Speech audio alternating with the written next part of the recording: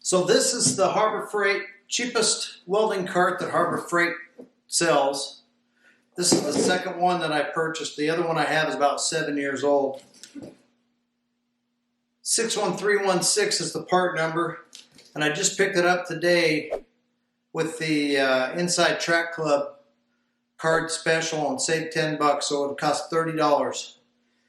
I know you guys are probably thinking, well, if you have a welder or two, why would you buy a pre-made Harbor Freight cart?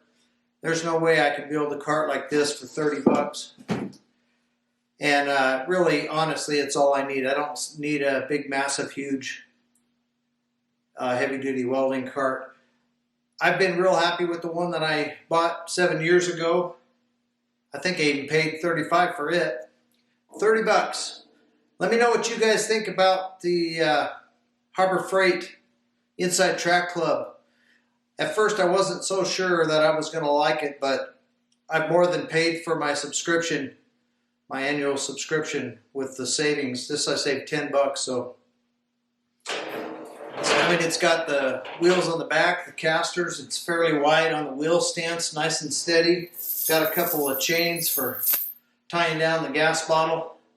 And I'm going to put a new MIG machine on this cart.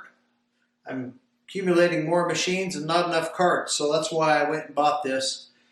So stay tuned, upcoming videos, the new YesWelder MIG-250 PRO, my first MIG machine, and I'll try to do a full review on that, or at least, I don't know about review, I've never used a MIG before. It's going to be more or less here's what it looks like when a new guy gets a new MIG and how he how he gets it set up, and see if I can weld something with it. Anyway, thanks for watching, guys. Give me a thumbs up if you like the video.